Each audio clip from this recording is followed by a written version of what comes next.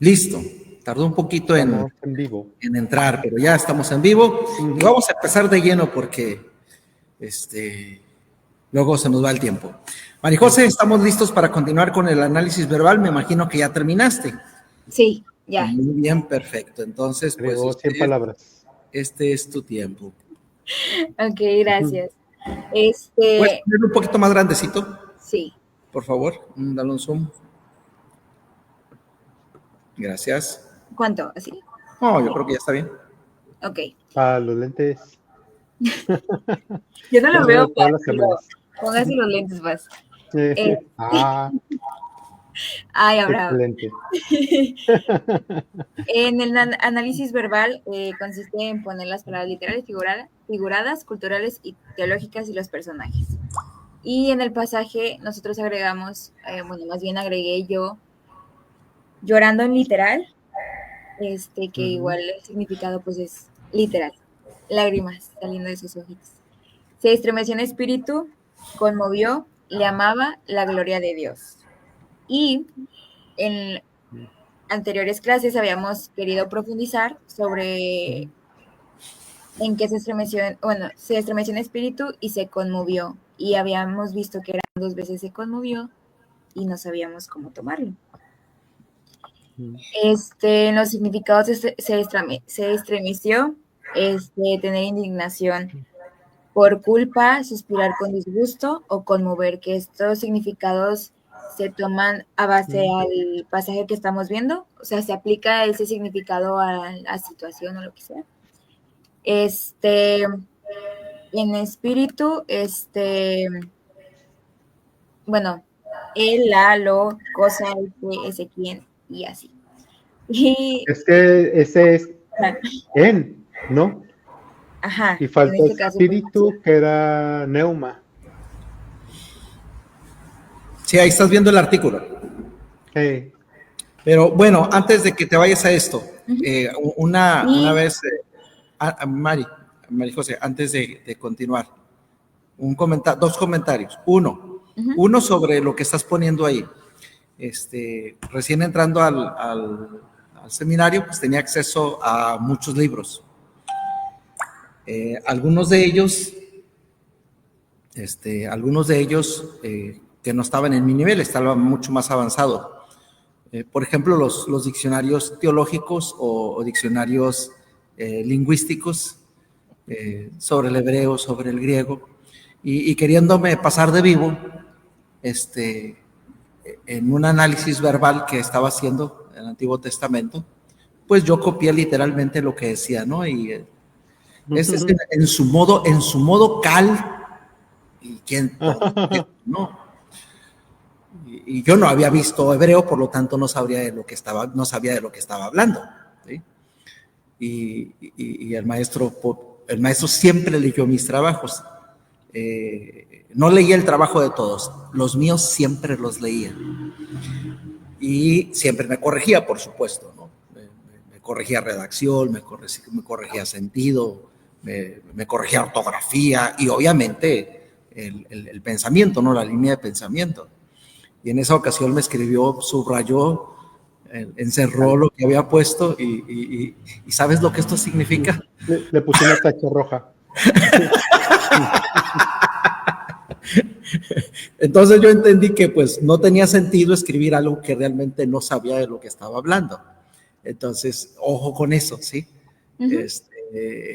Sobre todo cuando presentamos esto, si no sabemos qué estamos hablando, es mejor no ponerlo. Total, llegará el momento en que entenderemos de qué se trata y podremos utilizarlo. A partir de ahí yo también tomé el criterio y el principio de que, por ejemplo, cuando estoy predicando, enseñando, no hago referencia a la palabra en hebreo, en griego, como tal, no las menciono, no porque no las conozca, sino porque no tiene sentido, a menos que sea una palabra representativa que se conozca en el ámbito. Doy el sentido, doy el significado, no necesariamente las palabras, ¿no? Pero bueno, ese es un comentario. 2, hablando acerca de estas palabras, estuve revisando, recuerden que eso nos nos quedamos precisamente el sentido de la palabra conmover en espíritu, la expresión conmover en espíritu. Y voy a quitar un poquito esto, ¿sí? Porque estuve revisando y en primera instancia no sería una palabra literal, no sería una palabra literal, no sería una expresión literal, sino una expresión figurada. ¿Por qué? ¿Sí? Voy a quitártelo, no te apures, Sí. porque quiero mostrarles. Me dicen cuando no se ve. No, ahorita yo lo quito, no te apures, ¿sí? Okay. Igual al ratito lo vamos a poner, no te apures por eso. Pero revisando, les decía,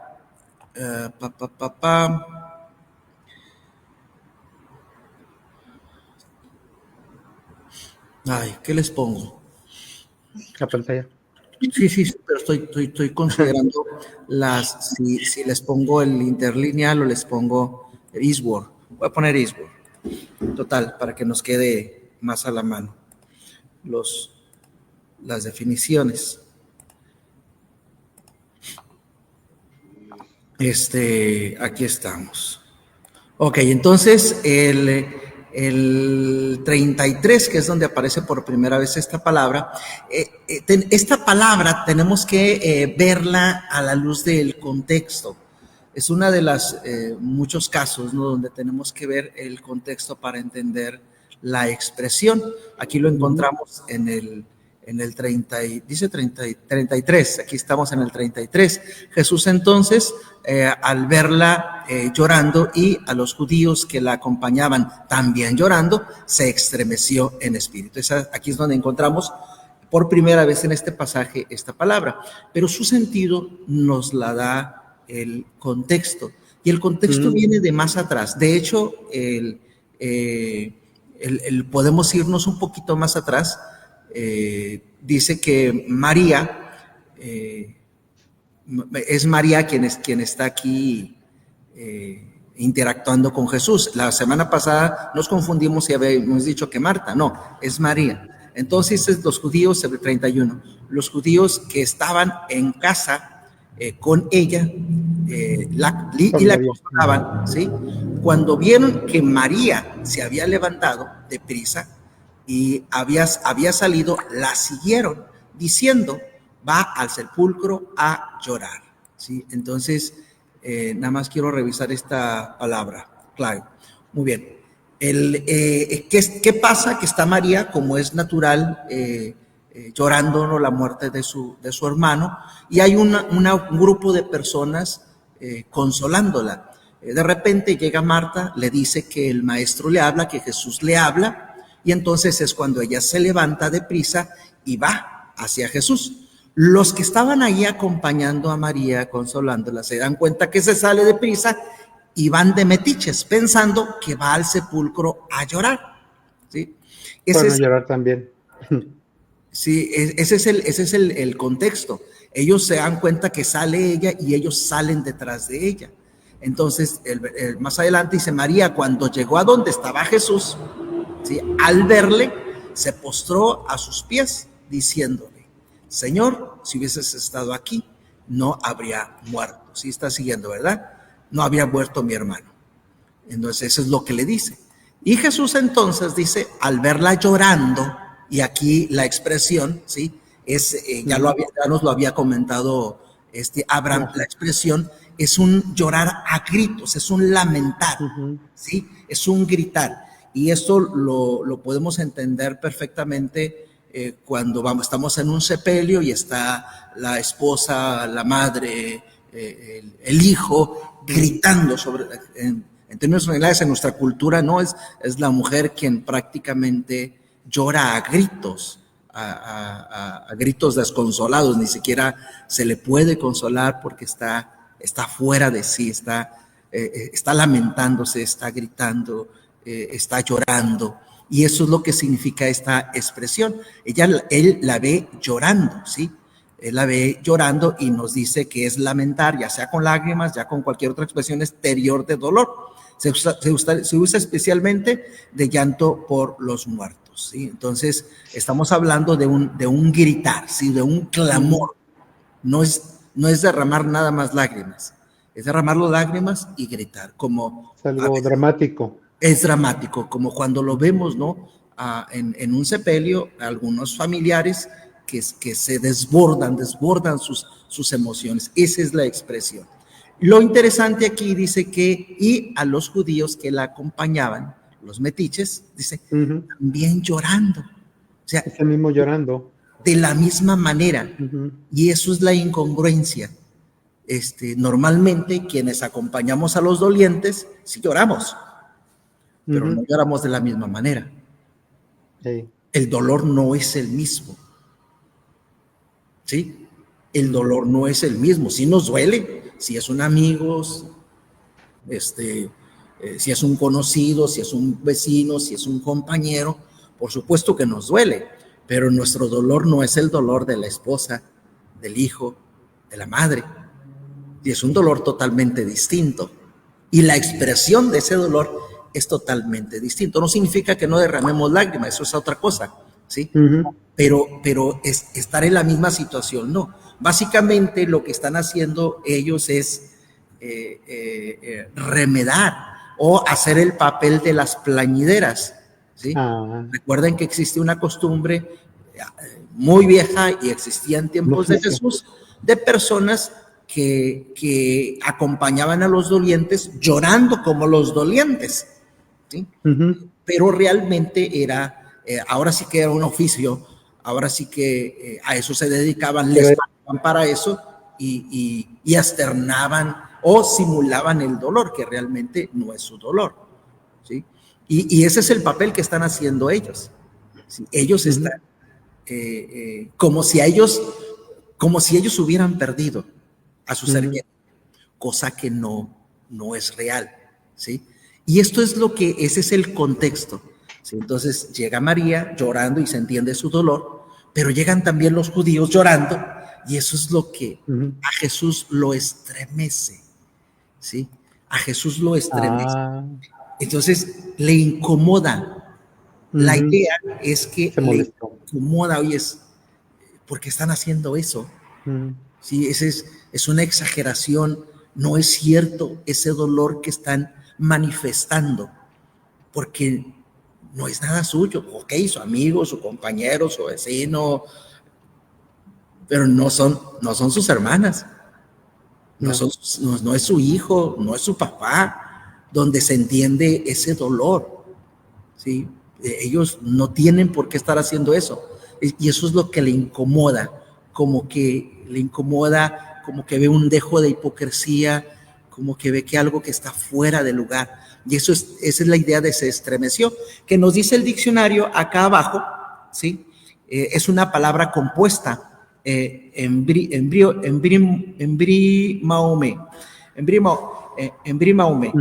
Esta es una palabra compuesta por que viene de in, que es una preposición, ¿sí? Que habla de algo interno, y por el otro brimaume, que significa airarse, enojarse. Pero lo interesante es aquí la definición que nos da, fíjense, dice, significa primariamente bufar con ira, como los caballos. ¿Ya? La idea es ira, es una ira interna que Jesús siente. Esa es una figura que viene incluso desde el Antiguo Testamento. En el Antiguo Testamento, la ira, cuando se describe la ira y a un Dios iracundo, a veces se habla de que Dios está airado, se describe así, dice que sus fauces, hablando de las nariz, y es en plural, por cierto, las narices, las narices se le dilatan. La ira en el Antiguo Testamento es una figura literaria donde se describe precisamente como los caballos cuando bufan, ¿no? Que sus fosas nasales se dilatan. Esa es la figura que se usa para ir al Antiguo Testamento y se continúa aquí en el Nuevo Testamento. Entonces es bufar con ira, es soplar, resoplar, que sus fosas nasales se dilatan. Pero eso significaría en brime, ¿no? Brimome. Pero al tener el prefijo, la preposición in, entonces es una ira interna. De ahí que su mejor sentido sería indignación. Ujú. Jesús se indigna. ¿Por qué? Porque está viendo la falsedad, la exageración de estas personas que no están sintiendo ese dolor, pero lo simulan. Entonces, eso es algo que incomoda al Señor. Además, se conmovió, es decir, sí siente la tristeza, ¿sí? O sea, Ujú. en ese sentido, sí, él se turba, él ve el dolor y se siente, sí, conmovido, se siente turbado, se siente angustiado por la situación que ve. Pero la primera expresión se estremeció, que él se indignó por lo que está contemplando. Confirmamos este sentido cuando siguen ellos hablando, ¿sí? Aquí viene ya la plática de Jesús. Dice, les dijo, ¿dónde le pusisteis? Le dijeron, Señor, ven y ve. Y nos dice aquí, Jesús lloró. Esta expresión de Jesús lloró, esta palabra es distinta a la que vimos anteriormente. Y esta significa literalmente derramar lágrimas. Curiosamente, Ujú. nos dice aquí el comentario, el diccionario, que esto se usa solo del Señor Jesús. Ah, pero los otros estaban a grito abierto y él nomás lloró. Él llora, él derrama sus lágrimas, como es natural. O sea, es natural dolerse con el que se duele. Si es un familiar, si es un amigo, perdón, si es alguien a quien apreciamos, quien sufrió la pérdida, es natural que sintamos su dolor.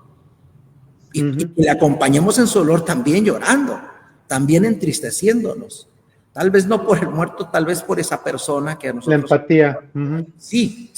Y es natural que derramemos lágrimas, pero no es natural gritar, exclamar, como si fuese nuestro ser querido. Es la diferencia con Jesús. Jesús lloró, derrama sus lágrimas, ¿sí? O sea, sí le duele la situación, sí siente eso, pero no es la misma sensación de los otros. Y luego viene la respuesta. Le dijeron, entonces los judíos, mirad cómo le amaban. O sea, hay quienes se dan cuenta que hay un verdadero amor, ¿sí? El amor de un amigo, el amor de un hermano, alguien que sí le duele. No necesita gritar para que la gente se dé cuenta que le amaba. Basta verlo triste, verlo llorando, ver sus lágrimas, para saber que sí es algo genuino, que a él lo amaba, ¿sí? Y dice, y algunos de ellos, o sea, otra parte de esos judíos, dice, no empiezan a hablar. Dijeron, no podía que abrió los ojos al ciego haber hecho también que Lázaro no muriera. Entonces, hay por un lado gentes que dicen Jesús amaba a Lázaro, pero hay por otros que empiezan a recriminar. Pues no que muy, no que muy bueno, no que lo quiere mucho, y porque no estuvo aquí. Hay un reclamo de esta gente. Aquí no nos ayuda la traducción, porque la traducción nos separa el versículo 37 del 38. Y nosotros, ¿mande? Tiempo. Si le hacen en options arriba, en el menú de arriba de la aplicación. Arriba de la aplicación, ¿en cuál? ¿Dónde? Ahí un poquito abajo de la izquierda dice options. Ajá. Y luego todavía no veo el menú. ¿Qué opción? Pero probablemente diga language. Es que a mí todavía no me aparece, no lo puedo ver, pero. ¿Ya le picaste options? ¿No ves que sí? Ok, debe haber una que diga language o algo así. Language. Pero, ¿y luego? Debe venir Spanish. ¿No está en español? No.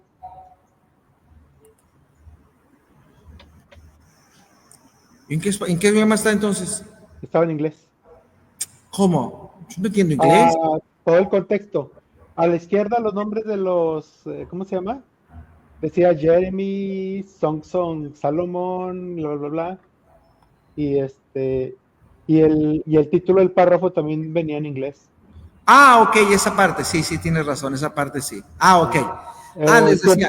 Tiempo. Y la otra es, cuando dice se conmovió, por la palabra ya la vimos. Cuando dicen espíritu, ¿cuál es la referencia? Nada más que era algo Algo interno. interno.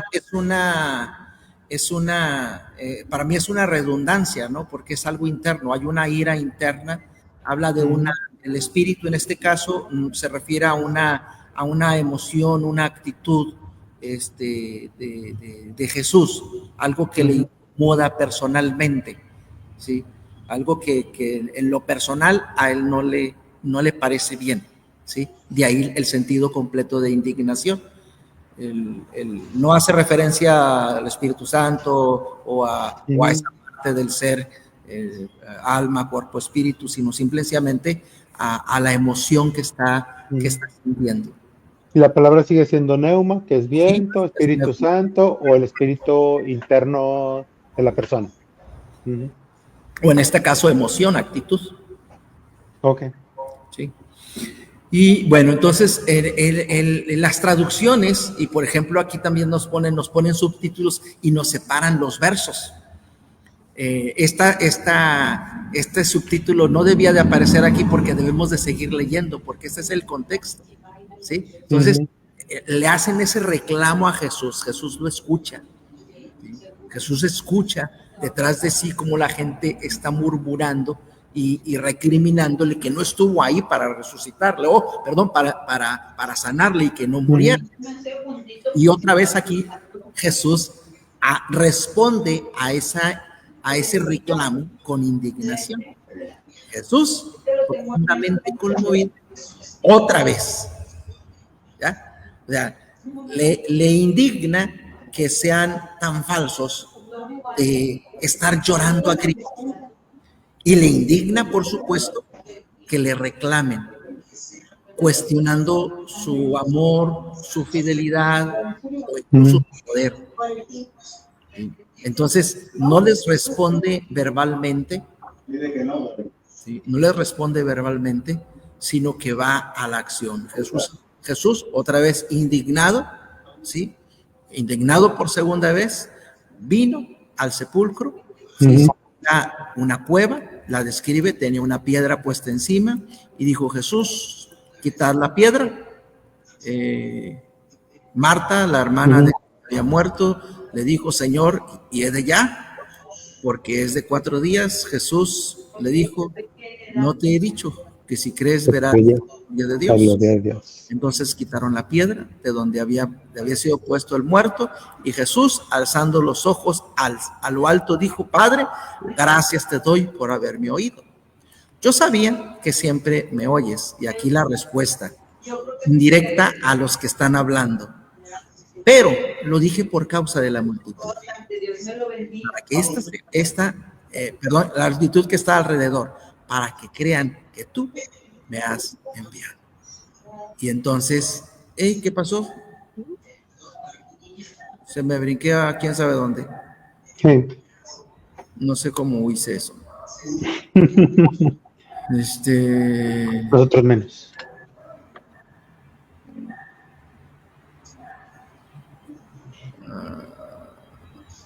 Entonces aquí está Jesús, ¿no? Dice Jesús en una oración dándole respuesta a ellos, ¿sí? Y lo dije para que sepan que me has enviado. Y habiendo dicho esto, clamó a gran voz: Lázaro, ven fuera. Y el que había muerto salió, atadas las manos y los pies con vendas, y el rostro envuelto en un sudario. Entonces, la expresión, el mismo contexto nos dice que no es que se conmovió, sino se indignó en respuesta a lo que esta gente está haciendo. Está siendo exagerado, no están realmente sintiendo el dolor de las hermanas de Lázaro, simplemente están haciendo ahí una faramalla, y lejos de ayudar y entender su acto de amor, lo empiezan a atacar y lo empiezan a criticar. Entonces, ese sería el contexto. Ahora, ¿por qué? Una razón de por qué se traduce normalmente como conmover, como si estuviera repitiendo, ¿no? En Reina Valera, como en todas las traducciones, existen tendencias. Y una de las tendencias de Reina Valera es suavizar las cosas. Entonces, ¿por qué? Porque la palabra significa literalmente airarse, enojarse. ¿Cómo poner a Jesús, que lo consideramos santo, no que no lo sea, una persona ecuánime, no que no lo sea, una persona muy propia, ¿sí? No que no lo sea, pero de repente indignarse, bufar, enojarse al grado de que su nariz se dilate? Entonces, como que rompe con la imagen que tenemos de Jesús, y entonces dicen, vamos a buscar otra palabra. Se conmovió.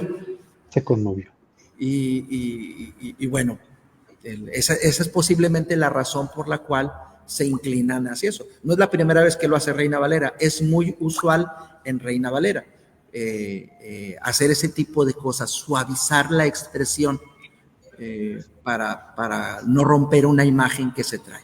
Yo creo que no quita en nada a Jesús el hecho de que se indigne, al contrario, es un ser humano. Lo que sí llama la atención es que se controla. Por eso la preposición in es interno. Me molesté, sí, pero me contuve.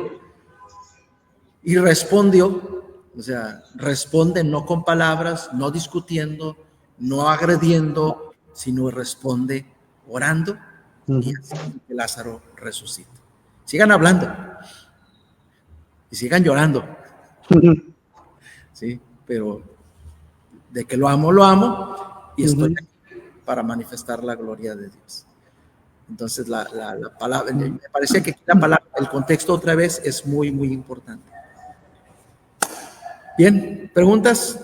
Paz. Y la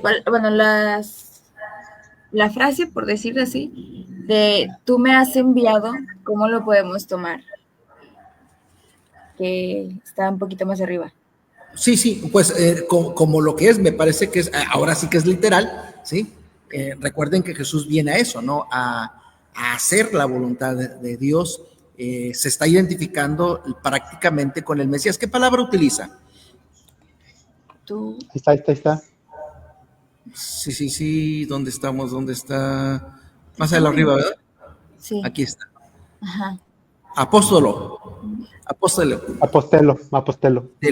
Sí, está identificándose como ahora sí que el delegado, el representante divino. El apóstol es un delegado, es una persona que trae una misión, pero que representa al que envía. Lo que le hagas y respondas y la forma en que trates al que ha sido enviado es la forma que es como si lo hicieras a quien lo ha enviado. Entonces, autoridad. Es la autoridad, dignidad, posición, lo representa, ¿sí? Es la persona, es la, como la palabra lo dice, es la representación de la persona, o sea, lo que le hagas, lo que le respondas, la forma en que lo trates, lo estás haciendo con la persona que lo ha enviado. ¿Sí? Okay. Entonces es en ese sentido, ¿no? Se está identificando Jesús. Bien, seguimos con las palabras. Se quitó lo tuyo. Dejó de compartir. Listo. ¿Puedes agregarlo? Ya lo tienes, perfecto. Ahí está. Y bueno, hice las modificaciones de vida. Figuradas, pues vamos a hacer un cambio, ¿verdad? Así es, irías, estremeció en espíritu.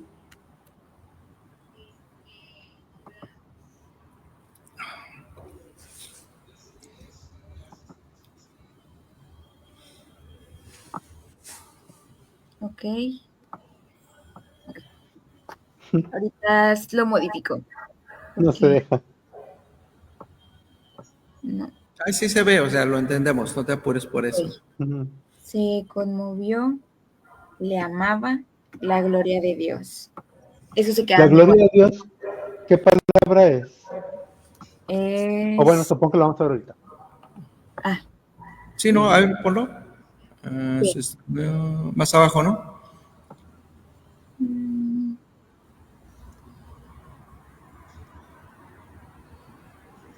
Abajo.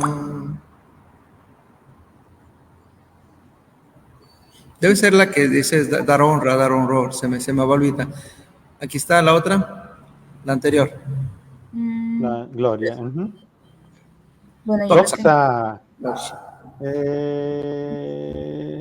Gloria, glorificar, glorioso, honra. No sé por qué tenía una idea como que era un resplandor o algo así, pero no. En el Antiguo Testamento, la gloria Dale para abajo. hay dos palabras que se utilizan. Una habla de, de peso, ¿sí? Y otra habla de algo que brilla, ¿sí? Ujú. Entonces, en ese sentido, yo creo que traes esa imagen. Sí. En el griego sería doxa, que es honra, y luego se intensifica para hablar de gloria, no algo más grande. ¿Qué versículo era? Es 11:14. 11:40, perdón, mi dislexia. 11:40.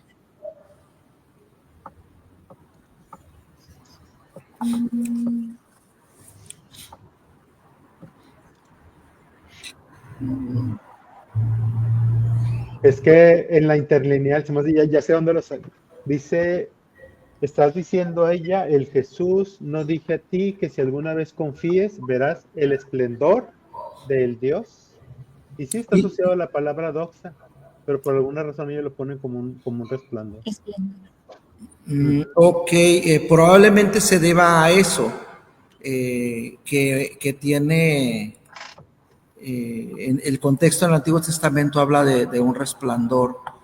Déjame lo busco aquí, ¿dónde estamos? 40, ya me perdí. Pero la palabra sí es doxa, ¿eh? Sí, es doxa. Sí, pero recordemos que hay familias, sí, o sea, no es...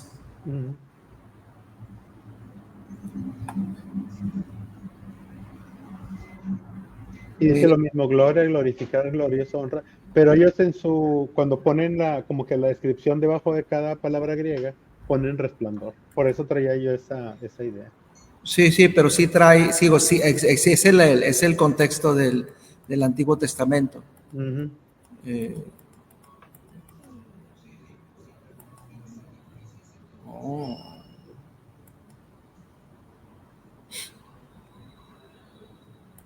Sí, estoy buscando.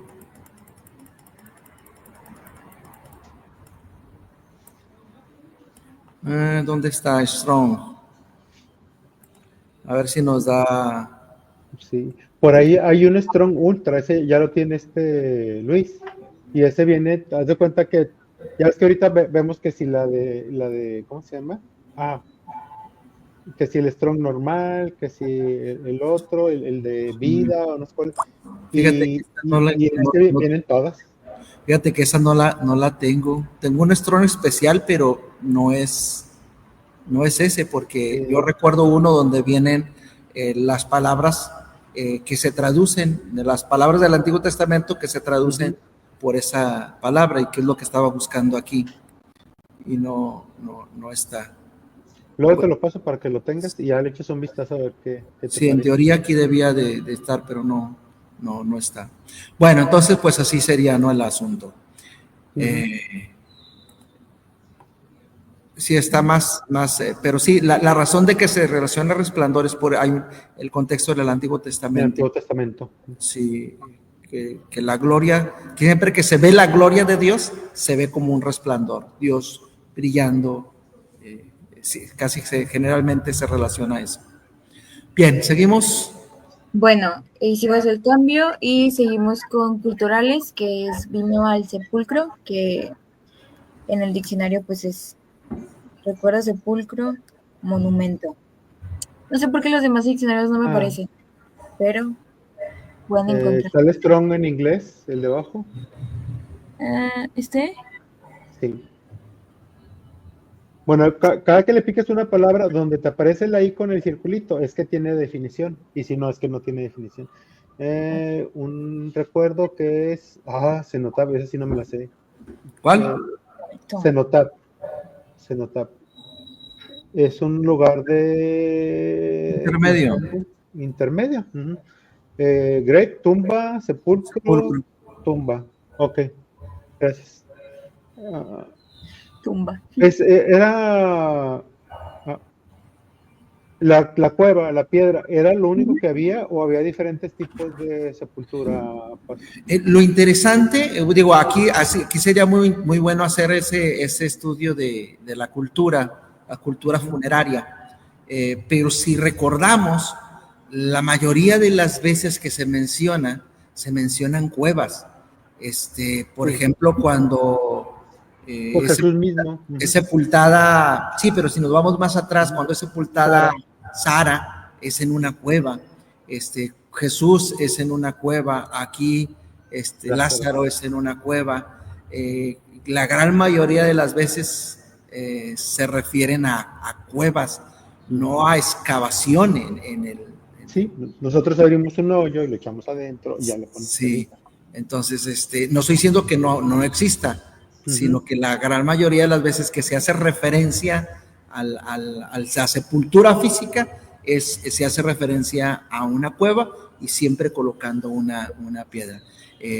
Habría que revisarlo, ¿no? Si así es siempre la sepultura, porque, pues si es así, mi pregunta es, ¿dónde están todas esas cuevas?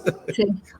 O sea, digo, muchas personas murieron, ¿dónde está esa cueva? A menos que solo personas con cierto renombre o posición económica fueran sepultadas en cuevas y las otras fuesen enterradas.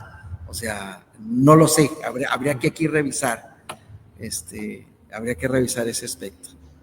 Me llamó mucho la atención. Tengo un compañero que es judío. Ya entendí, porque no sabía que hay una diferencia, que hay unos como que ortodoxos y otros que son más liberales. Sí. Y tengo compañeros de las dos familias. Eso apenas lo aprendí el mes pasado. Pero él, cuando falleció su papá, nos mandó un correo de que, es que no me acuerdo todo lo que leí, pero decía cómo ellos hacen su duelo. Decía, no manden flores, no manden tarjetas, no manden nada. O sea, absténganse. Sí, les piden eso.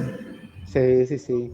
Porque nosotros no, pero ya es común de que pues le manda, bueno, aquí también, ¿no? Mandas el ramo a la funeraria, pero también él decía de tarjetas y de no sé qué, que no le mandara. Sí, que tiene su propia cultura funeraria, sus propios ritos. Y supongo que al señor no lo pusieron en una cueva, supongo, quiero pensar. Sí. Estoy preguntando aquí a Copilot. Dice que hay entierros rápidos, se enterraron el mismo día de la muerte y vio el clima, pero no dice cómo. Tumbas familiares, a menudo en cuevas o sepulcros excavados en la roca. Ay, no es cierto. Digo, porque si ya estaba la cueva, pues la aprovechas, ¿no? Pero para andar haciendo una cueva. Lo que pasa es que se hacían con anterioridad. Donde sepultan a Jesús es una cueva que José de Arimatea tenía. Como ahorita comprar el terreno. Exactamente. Él excavaba la cueva. Sí. Sí, porque curiosamente, digo que hay poca información. Aquí no dice más. Menciona de cuevas o sepulcros excavados en la roca. No se practicaba la cremación. Sepulcro de reyes y profetas, sepulcros personas importantes como reyes y profetas tenían sepulcros especiales. Los reyes de Judá eran enterrados en la ciudad de David. Entonces tal vez sí existía ahí el entierro. Sí, porque en la ciudad probablemente no había cuevas. Sí, entonces es probable que practicara eso, ¿no? Enterrar, hacer una fosa, o en casos donde se podía, era en cuevas o excavación en cueva. Sí, es que hay pocas referencias realmente en las escrituras, ¿no? Justamente aquí el internet te dice que fue a partir como de 1600, que se empezó a excavar 2 metros por debajo de. Antes pues era cuevas y era así, ¿no? simplemente era no dejarlos ahí a la intemperie. A la intemperie. Muy ¿Quién bien. sabe si se podían reciclar las cuevas? Pues muy seguramente sí, porque hay como un documental donde encuentran diferentes, o sea, una cueva metían a diferentes personas ahí. Sí, ¿qué es lo que dice? Había sepulturas familiares. Sí. Ujú. Entonces, probablemente sí se reciclaban o donde mismo se había enterrado, o el padre se enterraban a los hijos, si es que vivían en la misma localidad. Sí, Fíjate, sí. dice que el origen de enterrar a los muertos a 2 metros bajo tierra nace con un brote en Inglaterra en el año 1665. O Cuestiones sea, era por una sanitarias. plaga que había que decían, entiérralos y échales ahí, o sea, para que no salga la plaga, ¿verdad? Pero todo sepulcro tendría al menos 2 metros de profundidad. El objetivo era sin duda evitar nuevas infecciones y detener la mortífera plaga. Sí, en cuestiones sanitarias, ¿no? Sí. Muy Muy bien. bueno. Ok. Muy bien, seguimos. Y bueno, mi pregunta fue, me has enviado y pues ya lo pusimos, que es una autoridad, un representante divino. Y las palabras que hemos estado viendo en las celdas pasadas, las ponemos en teológica, estimación espíritu, sepulcro, la gloria de Dios, Padre. Y los personajes, que tenía duda, es que lo volví a checar y decía Marta, pero no Sí, sé. lo que pasa es que Jesús estaba donde Marta le había dejado. Sí, como que la primera que vio fue Marta y después le hablaron a María. Okay. Y aquí el diálogo es con María. María llega donde Marta le había dejado. Por eso nosotros pensamos que era Marta. Marta, pero ya era María que Era vino. María. También llega Marta, por supuesto, ¿no? Hey. Por supuesto que también llega Marta, pero quien está hablando inicialmente es María. A quien ve Jesús llorando es a María. Porque fue la primera que le dijo que si hubieras estado aquí no hubiera muerto. Y luego después ya llega María y los judíos fueron los que dijeron, mirad cómo, y luego, pero no podía que Dios le visto al ciego, haberle sanado. Y ya Jesús hace el resto. Bueno, hasta aquí fueron las palabras que yo puse. Y bueno, próxima semana. Perdón, temas culturales, digo, ya no hay mucho tiempo, pero a lo mejor el tema de las vendas y el sudario. Ok, cierto. Sí, volvemos a la cuestión aquí de los ritos funerarios. ¿Sí? Aquí sería el desarrollo, ¿no?, de los ritos funerarios, que implica el sepulcro y la forma en que eran vendados, la unción del cuerpo. Aquí tendríamos que desarrollar eso, María José. Okay. Básicamente, como me parece que es como un funerario. Sudario. Sumario. No es un juicio. Andaba pensando en la tarea. Quiero hacer un juicio sumario. No, espérate. No, ya basta. Pero bueno, gracias, Abraham, por el comentario. Sí, entonces aquí vendría la investigación, ¿no?, del rito funerario, un conocimiento para tener. Porque no son cosas que tengamos nosotros muy presentes. Estamos acostumbrados a lo nuestro. Que por cierto quedaría muy bien, precisamente porque todo el contexto es de eso, es un sepelio. Es un sepelio. El que vengan llorando y que lloren a grito es parte de eso. Que haya gente acompañando, consolando, es parte de eso. Que haya gente cercanos llorando, es parte de eso. Que se sepulte en una cueva, es parte de eso. Que esté envuelto en un sudario, es parte de eso. O sea, todo el contexto es un sepelio. Entonces sí tendríamos que investigar este punto para poder compartir, y no solo compartir, entender lo que está sucediendo.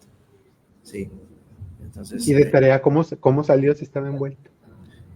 Como tamal. ¿Cómo salió si estaba envuelto? Bueno. Ok. Ahí depende, ¿no?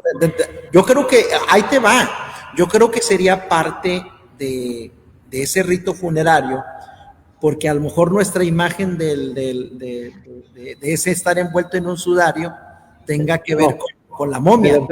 De las vendas. Que El sudario era la cabeza y las vendas era el cuerpo. Ah, las manos decía. No, decía las manos con vendas y la cabeza, pero no habla del resto. A ver, no, y los pies aquí están. Ah, perdón, las manos y los pies. Pero sí, o sea, nosotros pensamos que estaba como tamal y a lo mejor envolvían por separado. Exactamente, porque si envuelve por separado, es natural que salga caminando. Si está envuelto los dos pies juntos, ahí sí como salió caminando. Tendría que ser brincando, no caminando. Entonces tendríamos que revisar, es parte del rito y se responde esa pregunta. Porque hay quien dice que iba volando. Pues, ¿En serio? Sí, wow. Probablemente no tenía ese poder, pero... pero Jesús sí que le dice sal. Sal. ¿Sí? Entonces, que honestamente no es necesario, o sea, aunque ya salió caminando o brincando, salió. Maravilloso es que resucita. O sea, no es que vuela. No es que vuela. Pero la investigación del rito funerario nos ayudaría mucho en ese sentido. ¿Sí? O sea, para aclarar esas dudas. Ya